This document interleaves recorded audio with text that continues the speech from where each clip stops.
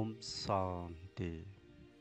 आज 25 जुलाई 2020।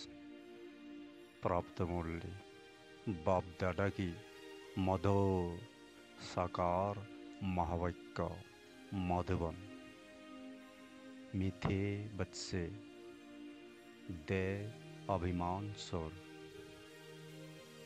देही अभिमानी बनो। देही अभिमानियों को ही ईश्वरीय संप्रदाय कहा जाता है। प्रश्न: तुम बच्चे अभी जो सत्संग करते हो ये दूसरे सत्संगों से निराला है, कैसे? उत्तर: यही एक सत्संग है जिसमें तुम आत्मा और परमात्मा का ज्ञान सुनाती हो। यहाँ पढ़ाई होती है, एम ऑब्जेक्ट भी सामने है। दूसरे सत्संगों में न पढ़ाई होती है, न कोई एम ऑब्जेक्ट है। ओम शांति। रूहानी बच्चों प्रति रूहानी बाप समझा रही है, रूहानी बच्चे सुन रही है। पहले पहले बाप समझाती है, जब भी बैठो तो अपनी को आत्मा समझकर बैठो। दे न समझो। दे अभिमानी को आसुरी संप्रदाय कहा जाता है। देही अभिमानियों को ईश्वरीय संप्रदाय कहा जाता है। ईश्वर को दे है नहीं, वो सदैव आत्मा अभिमानी है। वो है सुप्रीम आत्मा, सभी आत्माओं का बाप, परम आत्मा अर्थात उसे उषा। मनुष्य जब उसे उषा भगवान कहती है तो बुद्धि में आता है वो निराकार लिंग रूप है। निराकार लिंग की पूजा भी होती है। वो है परमात्मा, यानी सभी आत्माओं से उस है। वो भी आत्मा, परंतु उस आत्मा वो जन्म मरण में नहीं आते हैं। बाकी सब पुनर्जन्म लेते हैं और सभी है रसना। रसता तो एक ही बाप है। ब्रह्मा विष्णु शंकर भी रसता है। मनुष्य सृष्टि भी सारी है रसना। रसता को बाप कहा जाता है। पुरुष को भी रसता कहा जाता है।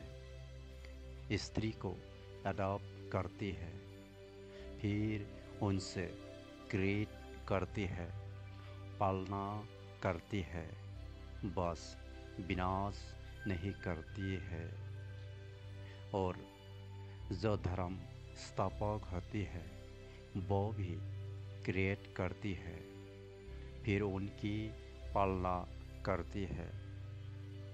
विनाश कोई भी नहीं करते। बेहद का बाप जिसको परमात्मा कहा जाता है, जैसे आत्मा का रूप बिंदी है, वैसे ही परमपिता परमात्मा का भी रूप बिंदी है। बाकी इतना बड़ा लिंग जो बनाती है वह सब भक्ति मार्ग में पूजा के कारण। बिंदी की पूजा कैसे हो सकती है? भारत में रुद्र यज्ञ रचते हैं तो मिट्टी का शिवलिंग और शालिग्राम बनाकर फिर उनकी पूजा करती है। उनको रुद्र यज्ञ कहा जाता है। वास्तव में असली नाम है रजस्व असम्यक अविनाशी रुद्र गीता ज्ञान यज्ञ, जो शास्त्रों में भी लिखा हुआ है।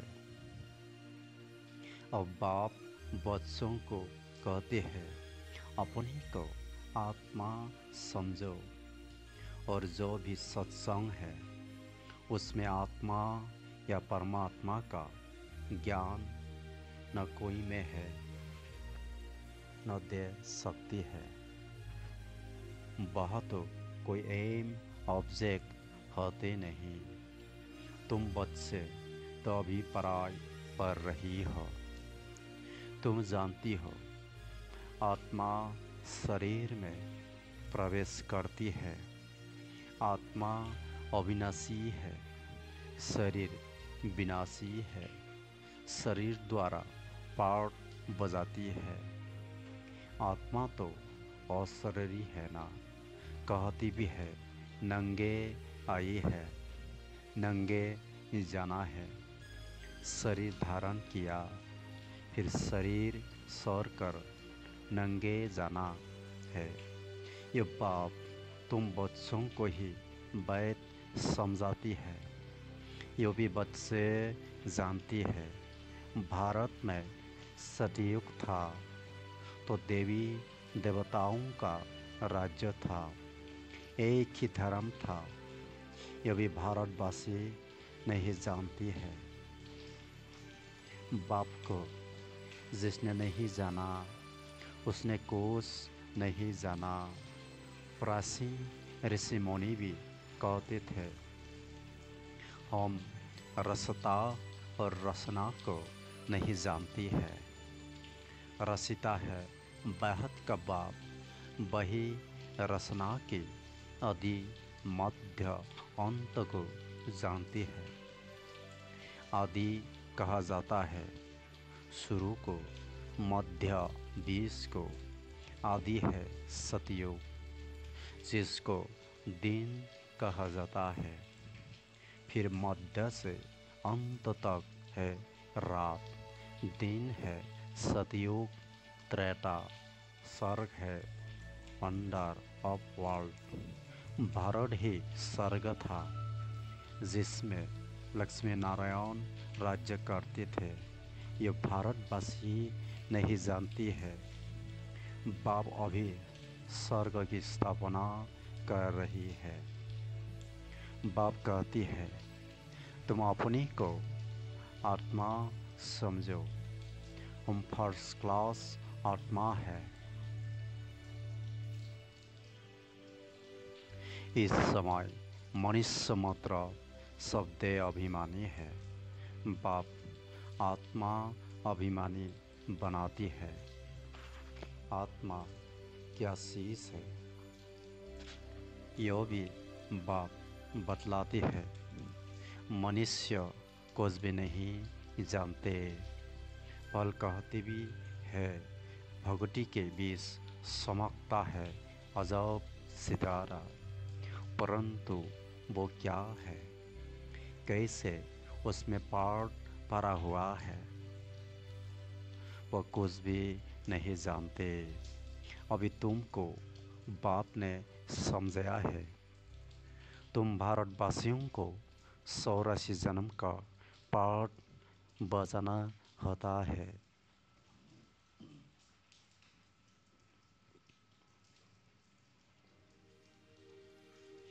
भारत ही उस खंड है, जो भी मनुष्य मात्र है उनका यह तीर्थ है।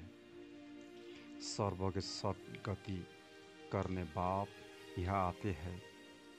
रावण राज्य से लिबरेट कर गाइड बन ले जाती है। मनुष्य तो ऐसे ही कह देते, अर्थ कुछ भी नहीं जानते। भारत में पहले देवी देवता थे, उन्हों को ही फिर पुनर्जन्म लेना पड़ता है। भारतवासी ही सो देवता, फिर क्षत्रिय, वैश्य, शूद्र बनती है, पुनर्जन्म लेती है ना। इस नॉलेज को पूरी रीति समझने में 7 रोज लगती है। पतित बुद्धि को पावन बनाना है। यह लक्ष्मी नारायण पावन दुनिया में राज्य करते थे ना। उनका ही राज्य भारत में था तो और कोई धर्म नहीं था, एक ही राज्य था। भारत कितना सालवेन था, हीरे जवाहरों के महल थे। फिर रावण राज्य में पुजारी बने हैं, फिर भक्ति मार्ग में यह मंदिर आदि बनाई है। सोमनाथ का मंदिर था ना, एक मंदिर तो नहीं होगा। यह भी शिव के मंदिर में इतने तो हीरे जवाहर थे। जब मोहम्मद गजनी ऊँट भर कर ले गए, इतने माल थे। ऊँट तो क्या, कोई लाखों ऊँट ले आए तो भी भर न सके। सतयुग में सोने हीरे जवाहरों के तो अनेक महल थे। मोहम्मद गजनी तो अभी आया है। दापर में भी कितने महल आदि होती है। वो फिर अर्थवेक में अंदर चली जाती है। रावण की कोई सोने की लंका होती नहीं है। रावण राज्य में तो भारत का यह हाल हो जाता है। 100% irreligious, unrighteous, insolvent, पतित, विशेष नई दुनिया को कहा जाता है। वाइसलैंड्स भारत शिवालय था, जिसको अंडर ऑफ वर्ल्ड कहा जाता है। बहुत थोड़े मनुष्य थे, अभी तो करोड़ों मनुष्य है। विचार करना चाहिए ना। अभी तुम बच्चों के लिए यह पुरुषोत्तम संगम युग है, जबकि बाप तुमको पुरुषोत्तम परसबुद्धि बना रही है। बाप मनुष्य से देवता बनने की तुम्हें सुमत देती है। बाप की मत के लिए ही गाया जाता है। तुम्हारी गात मत नियारी, इसका भी अर्थ कोई नहीं जानते। बाप समझाती है, मैं ऐसी श्रेष्ठ मत देता हूँ जो तुम देवता बन जाती हो। अब कलयुग पूरा होता है। पुरानी दुनिया का विनाश सामने खड़ा है। मनुष्य बिल्कुल ही घोर अंधियार में है। कुंभकर्ण की नींद में सही पड़े है, क्योंकि कहते हैं शास्त्रों में लिखा है कलयुग तो अभी बच्चा है। 40,000 वर्ष परे है। 84 लाख जनिया समझने के कारण कल्प के आयु भी लंबी सौरी कर दी है। वास्तव में है 5,000 वर्ष। बाप समझाती है, तुम 84 जन्म लेते हो, न कि 84 लाख। बेहद का बाप तो इन सभी शास्त्रों आदि को जानती है, तब तो कहती है यह सब है भक्ति मार्ग के जो आधा कल्प चलती है। इसमें कोई मुझे नहीं मिलते। यो भी विचार करने की बात है। अगर कल्प की आयु लाखों वर्ष दे, फिर तो संख्या बहुत होनी चाहिए, जबकि क्रिश्चियन की संख्या 2000 वर्ष में इतनी हुई है। भारत का असूल धर्म देवी देवता धर्म है। वो सलाह आना चाहिए, परंतु आदि सनातन देवी देवता धर्म को भूल जाने कारण कह देती है हमारा हिंदू धर्म है। हिंदू धर्म तो होता ही नहीं। भारत कितना उच्च था, आदि सनातन देवी देवता धर्म था तो विष्णुपुरी थी, अब है रावणपुरी। वही देवी देवताएं 84 जन्म की बात क्या बन गई है। देवताओं को वाइसलैंड समझ, अपनी को विश्व समझ उन्हों की पूजा करती है। सतयुग में भारत वाइसलैंड था, नई दुनिया थी जिसको नया भारत कहती है। यह है पुराना भारत। नया भारत क्या था, पुराना भारत क्या है। नई दुनिया में भारत ही नया था और पुरानी दुनिया में भारत भी पुराना है। क्या गति हो गई है। भारत ही स्वर्ग था, अभी नर्क है। भारत मोस्ट सॉल्वेंट था, भारत ही मोस्ट इंसॉल्वेंट है। सबसे भीख मांग रही है, प्रजा से भी भीख मांगती है। यह तो समझ की बात है। आज की दे अभिमानी मनुष्यों को थोड़ा पैसा मिला तो समझते हैं हम तो स्वर्ग में बैठे हैं। सुख धाम स्वर्ग बिल्कुल जानते नहीं, क्योंकि पत्थर बुद्धि है। अब उन्हें पारस बुद्धि बनाने के लिए 60 रोज की भाती में बिठाओ, क्योंकि पतित है ना। पतित को यहाँ तो बिठा नहीं सकते, यह पावन ही रह सकती है, पतित को अलाउ नहीं कर सकते। तुम अभी पुरुषोत्तम संगम युग पर बैठी हो, जानती हो बाबा हमको ऐसा पुरुषोत्तम बनाती है। यह सच्ची सत्यनारायण की कथा है। सत्य बाप तुमको नर से नारायण बनाने का राजयोग सिखला रही है। ज्ञान सिर्फ एक बाप की पास है, जिसको ज्ञान का सागर कहा जाता है। शांति के सागर, पवित्रता का सागर, यह उस एक की ही महिमा है। दूसरे कोई की महिमा हो नहीं सकती। देवताओं की महिमा अलग है, परमपिता परमात्मा शिव की महिमा अलग है। वो है बाप, कृष्ण को बाप नहीं कहेंगे। अब भगवान कौन ठहरा। अभी भी भारतवासी मनुष्यों को पता नहीं है। कृष्ण भगवान वास कह देती है, वो तो पूरे 84 जन्म लेती है।